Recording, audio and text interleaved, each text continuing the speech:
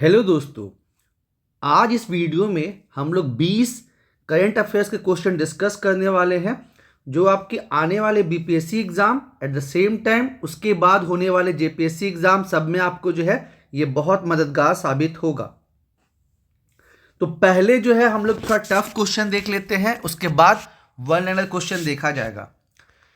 परिसीमन आयोग जो कि अनुच्छेद 82 और 170 के अंतर्गत बनाया जाता है, डिलिमिटेशन कमीशन, इसके बारे में क्या सही है?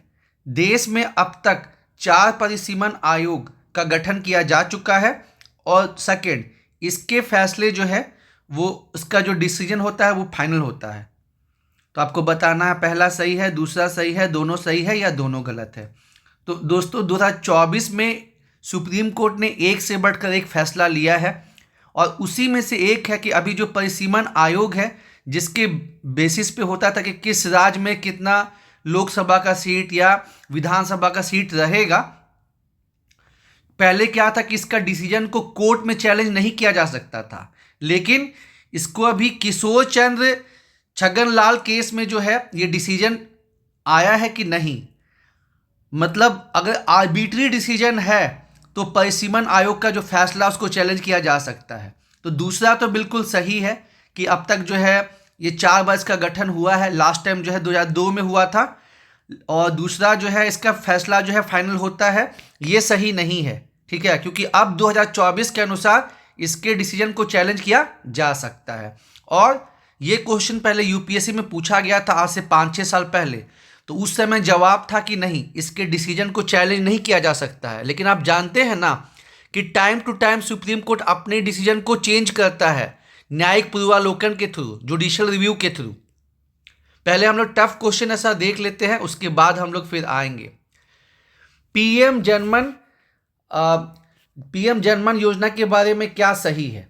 यह योजना जो है आदिम जनजातियों के लिए है और दूसरा जो है इसमें 11 मंत्रालय जो है वो 9 महत्वपूर्ण कार्य में मतलब काम करवाएंगे।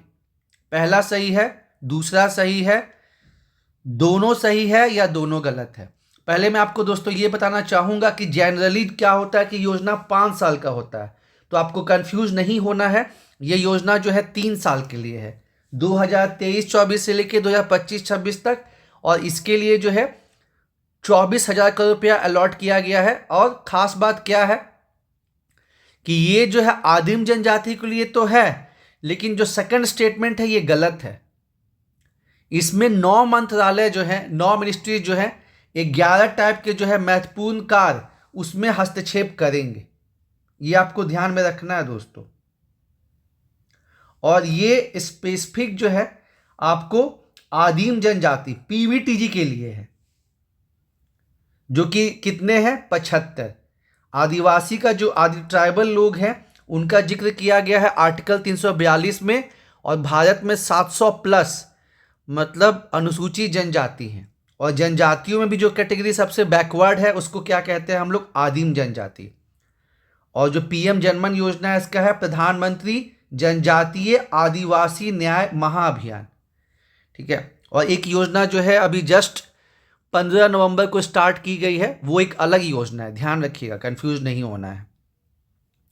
2024 में मैं आपको बताया ही कि सुप्रीम कोर्ट ने एक से बढ़कर एक डिसीजन दिया है, उसके अंतर्गत ये भी है कि इलेक्टोरल बॉन्ड, जिसमें कि कौन सी पार्टी ने या इंडिविजुअल ने किस पार्टी को मतलब डोनेट किया है ये पता नहीं चलता था, तो इसको लेके सुप्रीम कोर्ट ने बहुत महत्वपूर्ण डिसीजन दिया है कि चूंकि इलेक्टोरल बॉन्ड जो है ये ट्रांसपेरेंट नहीं था, सुप्रीम कोर्ट ने ये योजना ही खारिज कर दी है। तो इस पे क्वेश्चन बन सकता है कि बताइए इसकी शुरुआत कब हुई? तो देखिए 2017 और 18 में लोग कंफ्यूज होते हैं। 2017 में इसको अनाउंस किया गया था, लेकिन ये लागू हुआ है 2018 से, ठीक है। तो इस चीज़ को ध्यान देना। यहाँ पे पूछा कि क्या किसका मतलब ये शुरुआत कब हुआ काम करना, जब कब चालू हुआ, मतलब ये जो है इलेक्टोरल बॉन्ड वाला, तो स्टार्ट हुआ है बी ऑप्शन 17 का बी। और पहले हम लोग 15 से इसलिए देख रहे हैं क्योंकि नीचे वाले क्वेश्चन ज़्यादा टफ है, उसके बाद हम लोग ऊपर वाला क्वेश्चन देखेंगे। 2023-24 के लिए आरबीआई ने कितना डिविडेंड जो है सरप्लस ट्रांसफ़र किया है केंद्र सरकार को, तो रिकॉर्ड है ये अभी तक का हाईएस्ट 2.11 लाख करोड़। ठीक है, अभी तक का हाईएस्ट अमाउंट जो है आरबीआई ने डिविडेंड के रूप में जो है वो सरप्लस ट्रांसफ़र किया है। भारत के बजट 2024-25 में 4 कास्ट बताए गए हैं, आपको बताना उसमें से कौन शामिल नहीं है। महिलाएं, गरीब, युवा, दलित। तो अगर आपने ध्यान से नहीं पढ़ा है तो आप कंफ्यूज हो सकते हैं, लेकिन 4 कास्ट जो है वो आपका महिलाएं हो गए, पुअर, यूथ, डी ऑप्शन गलत है। यहाँ पे किसान को जो है चौथा कास्ट बताया गया है। और 9 प्रायोरिटी क्षेत्र, 9 प्रायोरिटीज एरिया रखा गया है, क्योंकि भारत सरकार ने जो है 2047 तक विकसित भारत होने का लक्ष्य रखा है। अब एक क्वेश्चन बहुत दमदार है, ये पॉलिटी का है कि राष्ट्रपति चुनाव के लिए जो सेंसस है, जनगणना, वो 1971 का इस्तेमाल होता है। जो लोकसभा इलेक्शन है उसके लिए 2001 होता है। इसमें जो नए लोग हैं कंफ्यूज हो जाते हैं, ये दोनों ही स्टेटमेंट दोस्तों सही है। राष्ट्रपति चुनाव जो होता है उसमें जनगणना इस्तेमाल होता है 1971 का, और लोकसभा चुनाव में 2001 का। अब आइए हम स्टार्टिंग में चलते हैं।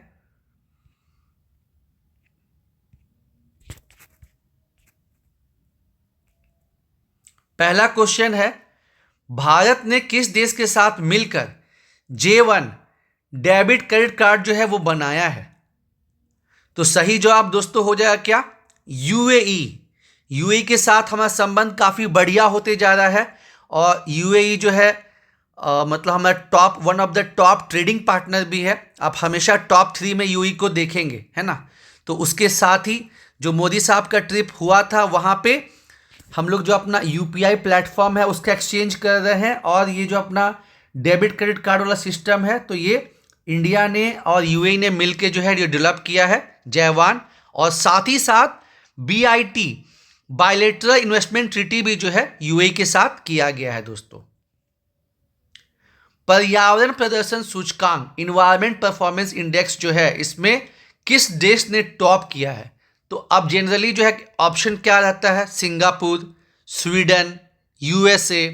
तो आप सोच भी नहीं सकते हैं, लेकिन जो इस्टोनिया का परफॉर्मेंस है, इस्टोनिया ने अपने यहाँ ग्रीन हाउस गैस एमिशन करने में बहुत इंपॉर्टेंट रोल प्ले किया है। और भी चीज़ें हैं, इसलिए इस्टोनिया जैसी छोटी कंट्री ने जो है इन्वायरमेंट परफॉर्मेंस इंडेक्स जो है उसको टॉप किया है। बाकी भारत का आप जानते ही हैं, लास्ट ईयर तो हद ही हो गया था। 180 कंट्री का रैंकिंग हुआ था, उसमें भारत को सबसे लास्ट पोजीशन दे दिया गया था। इतना भी खराब नहीं है, नो डाउट खराब परफॉर्मेंस चल रहा है, लेकिन जब हमारे यहाँ जंगल बढ़ रहा है और भारत सरकार जो है वो नवीकरणीय ऊर्जा की तरफ बढ़ रही है, ज़्यादा सोलर, विंड, ये सब इस्तेमाल किया जा रहा, तो ऐसे कैसे हो सकता है? इलेक्ट्रॉनिक व्हीकल, बायोफ्यूल पॉलिसी, बहुत सारी चीज़ें जो है की जा रही हैं, तो ऐसा कैसे हो सकता है कि हम सबसे लास्ट में हो? कहीं ना कहीं इसमें वेस्टर्न कंट्रीज़ का जेलसी झलकता है यारो। Anyways, question number 3, Santiago network का संबंध किससे है? ठीक है, बहुत इंपॉर्टेंट क्वेश्चन है। तो आपको पता है कि जो छोटे कंट्रीज़ हैं जिनका ग्रीन हाउस उत्सर्जन में उतना हाथ भी नहीं है, लेकिन उनको काफ़ी ज़्यादा मतलब उसका प्रॉब्लम क्लाइमेट चेंज के चलते झेलना पड़ रहा है। बहुत से कंट्री जो है वो जो आइलैंड कंट्रीज़ हैं वो डूबने के कगार पे हैं। तो COP28 में जो है लॉस एंड डैमेज फंड जो है वो क्रिएट किया गया, और उसी में ये चर्चा आई सैंटियागो नेटवर्क के लिए जो है ऑस्ट्रेलिया, स्पेन, अमेरिका, ये सब ने जो है रुपए दिए थे। तो सैंटियागो नेटवर्क जो है ये टेक्निकल असिस्टेंस प्रोवाइड करता है लॉस एंड डैमेज फंड के लिए, लेकिन इसका गठन जो है वो COP28 में नहीं हुआ था, COP25 में 2019 में हुआ था दोस्तों, है ना। तो टर्म्स भी जानना बहुत ज़रूरी है, क्योंकि जब पता नहीं रहता है तो फिर बहुत दिक्कत हो जाती है। उसके बाद जो ये NSO है, इसने 10 साल के बाद हाउस कंजप्शन एक्सपेंडिचर सर्वे, घरेलू उपभोग व्यय सर्वेक्षण जो है वो डेटा जारी किया है, जिसमें नो डाउट 10 साल में जो आपका खर्च होता है, चाहे वो ग्रामीण क्षेत्र में हो चाहे वो अर्बन क्षेत्र में हो, दोनों में डबल हो गया है। तो आपको बताना है कि इसके अनुसार, इस रिपोर्ट के अनुसार किस राज्य ने टॉप किया है। आपके ऑप्शन है कर्नाटक, सिक्किम, गुजरात, महाराष्ट्र। तो अगर जैसे आप नहीं पढ़े हैं तो आप क्या सोचेंगे कि ये या तो महाराष्ट्र हो सकता है या गुजरात हो सकता है, लेकिन इसका सही जवाब क्या हो जाएगा? सिक्किम। और इसमें पूछा है था किस राज्य का सबसे खराब परफॉर्मेंस है, और ऑप्शन आता है आपका छत्तीसगढ़, बिहार, ठीक है, छत्तीसगढ़, बिहार, राजस्थान, झारखंड। तो आप जनरली क्या मानते हैं? बिहार, लेकिन सबसे खराब परफॉर्मेंस किसका है? छत्तीसगढ़। ऐसा ऐसा क्वेश्चन जो है दोस्तों वो गूगली करता है, तो उसको देखना है। अब देखिए, tax inspector without border institution के द्वारा, मतलब किन संस्थाओं के द्वारा चलाया जा रहा है, और क्यों ये चर्चा में रहा? क्योंकि दिसंबर 2023 में भारत को मतलब इसका इंचार्ज दिया गया है, टैक्स इंस्पेक्टर विदाउट बॉर्डर। तो ये किन दो संस्थाओं के द्वारा? और जाहिर सी बात है कि जहां अपना कंट्री इन्वॉल्व रहेगा वहां से क्वेश्चन बनता ही बनता है, ठीक है। तो पार्टनर एडमिनिस्ट्रेशन के रूप में भारत को जो है चूज किया गया है, बहुत इंपॉर्टेंट है, ठीक है। तो ये जो है यूएनडीपी और ओईसीडी, ये दोनों संस्थाओं के द्वारा ऑडिटिंग के लिए, ऑडिटिंग को कैसे और बेहतरीन किया जाए और जो एमएनसीज हैं वो चोरी ना करें टैक्स की, मतलब इसके लिए ये टैक्स इंस्पेक्शन विदाउट बॉर्डर। और एक संस्था है रिपोर्टर्स विदाउट बॉर्डर, तो वो कहाँ की संस्था, एक बार पूछा भी था यूपीएससी में, तो वो संस्था फ्रांस बेस्ड है, रिपोर्टर विदाउट बॉर्डर। और ये जो है टैक्स इंस्पेक्शन विदाउट बॉर्डर, क्योंकि भारत को जो है इसमें एडमिनिस्ट्रेशन में पार्टनर बनाया गया है, तो दो संस्था कौन से है रिस्पॉन्सिबल? ओईसीडी और यूएनडीपी। विल्मिंगटन डिक्लेरेशन ये किससे संबंधित है यारों? काफी इंपॉर्टेंट है। विल्मिंगटन डिक्लेरेशन G20 से, क्वाड से और आसियान से। आप जान ही रहे हैं क्वेश्चन जो पूछने का आजकल तरीका है वो चेंज हो रहा है। पहले क्या होता था? पहले पूछते थे कि ये बैठक कहाँ पे हुआ है, बस यही पूछते थे। लेकिन अब जो है थोड़ा डेप्थ में पूछते हैं कि बताइए आप, मतलब क्या चीज़ है, क्या घोषणा हुआ, क्या मतलब इंपॉर्टेंट डिसीजन क्या आया, वो आपको दोस्तों ध्यान में देखना होगा।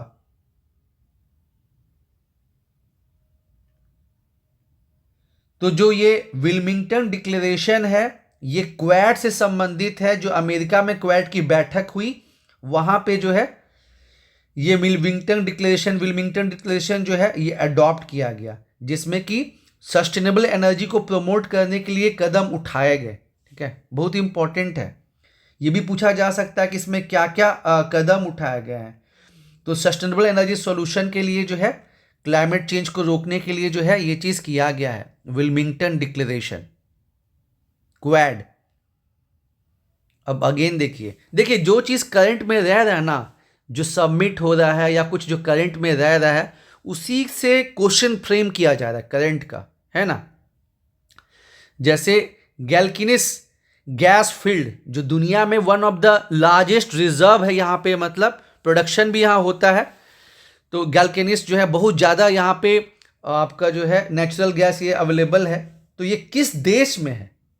तो ऐसे ही नहीं पूछा गया है ना, इसका कहीं ना कहीं रिलेशन है, गैल्किनिस गैस फील्ड का जो है संबंध है।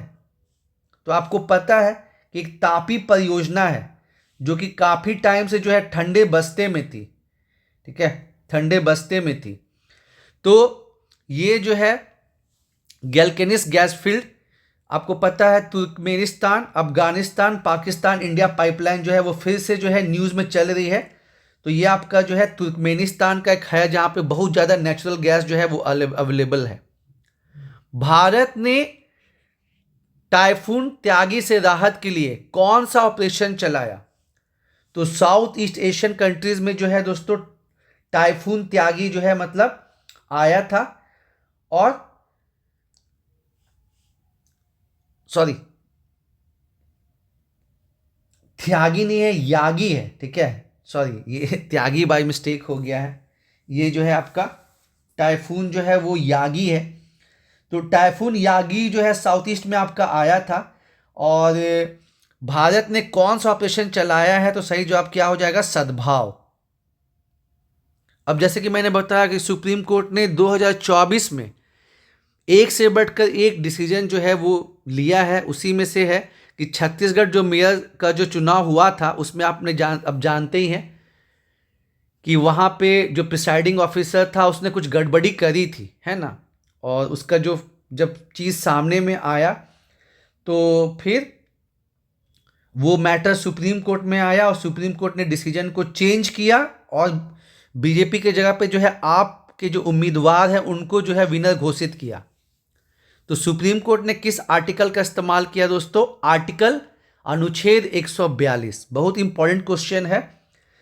आर्टिकल 142 पावर देता है सुप्रीम कोर्ट को कि जब एग्जीक्यूटिव, कार्यपालिका या न्यायपालिका अपना काम सही ढंग से अगर नहीं कर रहे हो तो आपको जो है ये पावर है कि आप वहाँ पे स्टेप ले सकते हैं। जैसे मणिपुर में हुआ था कुछ साल पहले ही कि जो वहाँ के स्पीकर हैं वहाँ के एक विधायक को डिस्क्वालीफाई नहीं कर रहे थे क्योंकि कुछ टाइम पीरियड तो है नहीं। तो फिर इसी अनुच्छेद 142 का इस्तेमाल करके सुप्रीम कोर्ट ने पहली बार किसी विधायक को जो है डिस्क्वालीफाई किया था एंटी डिफेक्शन वाले मैटर में, ठीक है। और अभी जो है मतलब अभी हमने बात किया जो चंडीगढ़ का मेयर का चुनाव हुआ उसमें फिर अगेन इसका इस्तेमाल किया गया है। अब आप जानते हैं कि मतलब 2025 से unified pension scheme central government employ के लिए लॉन्च होने वाली है।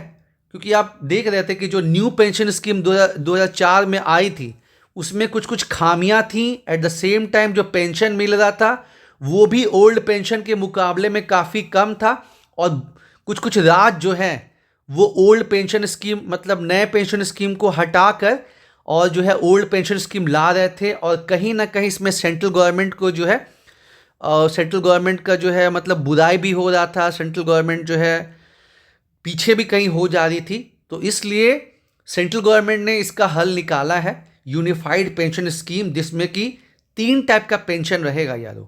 एक एश्योर्ड पेंशन कि अगर आपने 25 साल अपना सर्विस पूरा कर लिया है तो आपके रिटायरमेंट से जो ठीक 1 साल पहले आपका मतलब लास्ट आपका जो ड्रॉन सैलरी रहेगा उसका बेसिक का 50% आपको मिलेगा।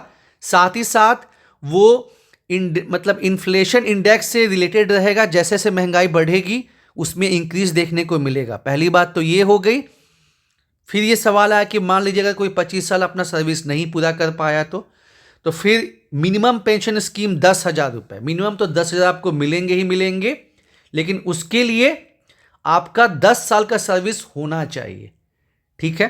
और दूसरा जो है कि इन केस जिनको पेंशन मिल रहा है जो गवर्नमेंट एम्प्लॉय हैं अगर उनकी डेथ हो जाती है तो फैमिली पेंशन जो है 60% मिलना ही मिलना है।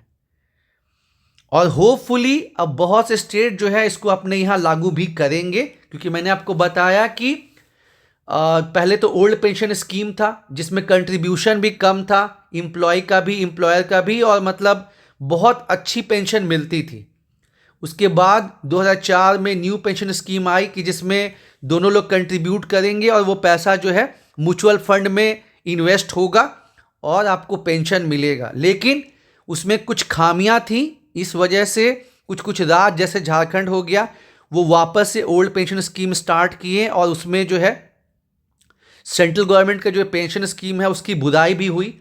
तो फिर सेंट्रल गवर्नमेंट इस साल जो है यूनिफाइड पेंशन स्कीम अनाउंस किया है और ये लागू होगा 2025 से। इसमें 3 टाइप का पेंशन है। एश्योर्ड पेंशन, एश्योर्ड पेंशन में क्या है कि जिन्होंने 25 साल जो अपना गवर्नमेंट एम्प्लॉय है, सेंट्रल गवर्नमेंट एम्प्लॉय, अब बाद में इसको स्टेट भी लागू करेगी। इसमें यह प्रावधान है कि जो एम्प्लॉय गवर्नमेंट एम्प्लॉय हैं, अभी तो ये सेंट्रल गवर्नमेंट के लिए है, बाकी स्टेट पे डिपेंड करता है। तो अगर उनका 25 साल पूरा हो गया है तो उनके जो लास्ट डॉन सैलरी है उसमें जो बेसिक उनका पे है उसका 50% मिलेगा। और ये इन्फ्लेशन इंडेक्स जैसे जैसे महंगाई बढ़ेगी वो बढ़ेगा भी। फिर मिनिमम पेंशन का क्या है, 10,000 मिनिमम पेंशन रखा गया है, लेकिन इसके लिए एटलीस्ट 10 साल की सर्विस होनी चाहिए। और फिर फैमिली पेंशन का क्या है, फैमिली पेंशन की जो गवर्नमेंट एम्प्लॉय हैं अगर उनकी डेथ हो जाती है तो फैमिली को एटलीस्ट 60% तो मिलेगा ही मिलेगा।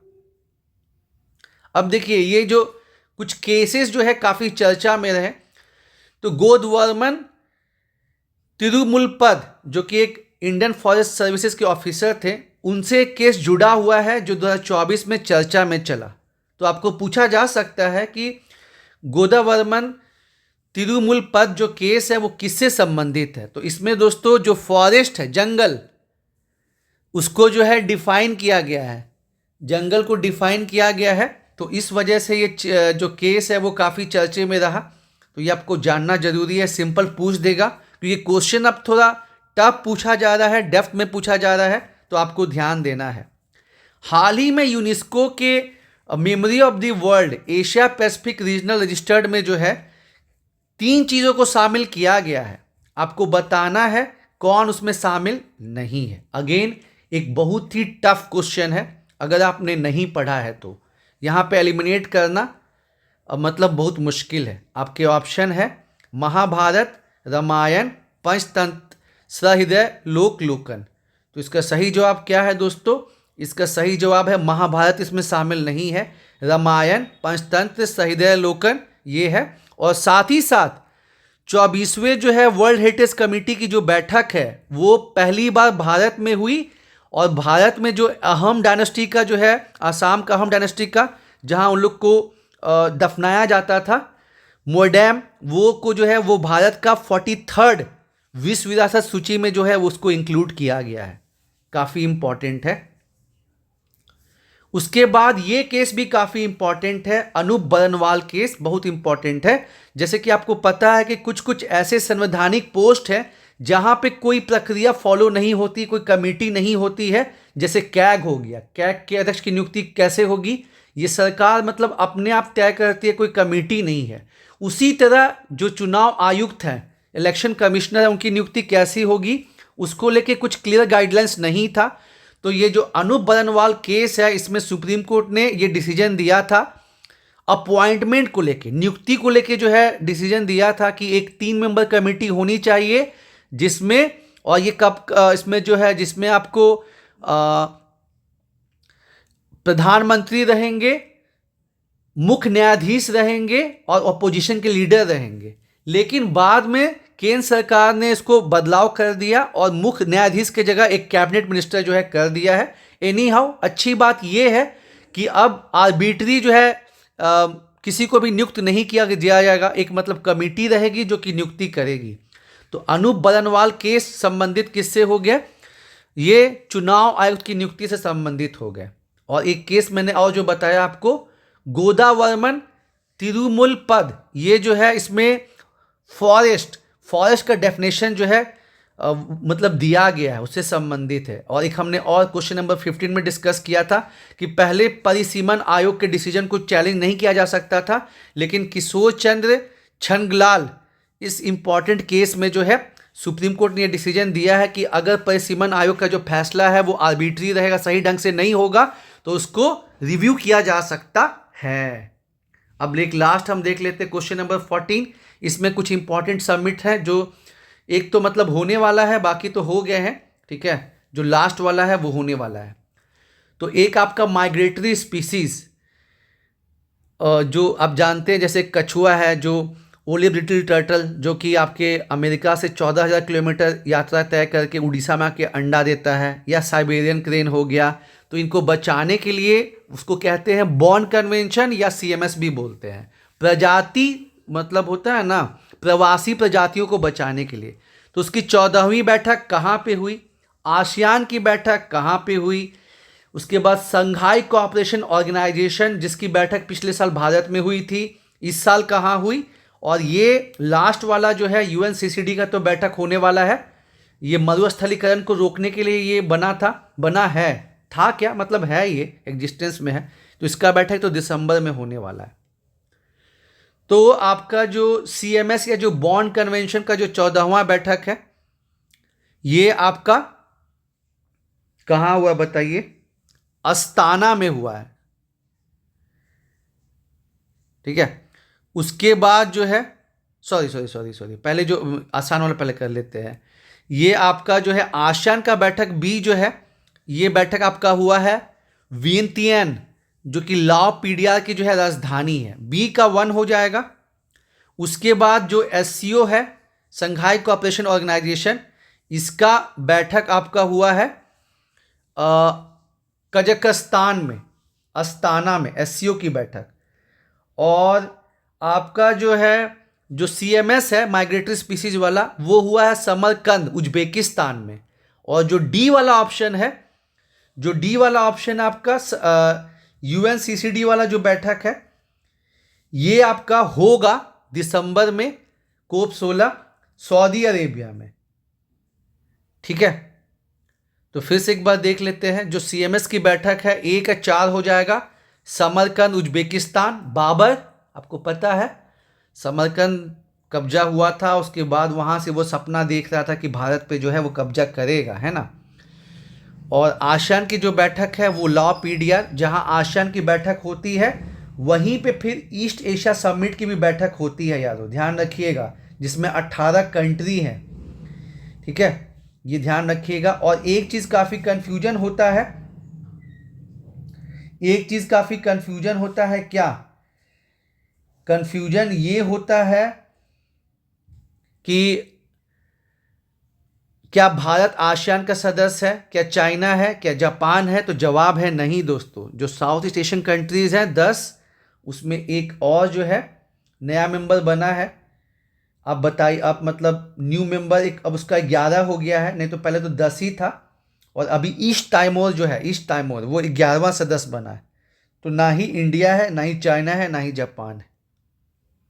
ठीक है, उसी तरह एससीओ में कौन से नए सदस्य को शामिल किया गया है? एससीओ में पहले जो है ईरान शामिल हुआ था, और इस बार बेलारूस। ठीक है ना, ध्यान रहे, पूछा जा सकता है। 2023 में ईरान शामिल हुआ था, और अभी जो है बेलारूस वो शामिल हुआ है। ठीक है, और ये सब तो हमने डिस्कस किया ही। परिसीमन आयोग का क्या होगा, उसके बाद जनमन योजना का क्या है, electoral bond 2018, RBI 2.11 lakh crore, ये जो है वुमेन, पुअर, यूथ और किसान, 4 कास्ट और 9 प्रायोरिटी एरिया जो है मतलब इसमें दिया गया है। और ये दोनों ही ऑप्शन जो है वो सही हैं। तो उम्मीद है दोस्तों आपको ये क्वेश्चन और डिस्कशन पसंद आए होंगे। ये आने वाले एग्ज़ाम, चाहे वो बीपीएससी हो, यूपीपीसीएस हो या जेपीएससी हो, सबके लिए काफ़ी इम्पॉर्टेंट है यारों।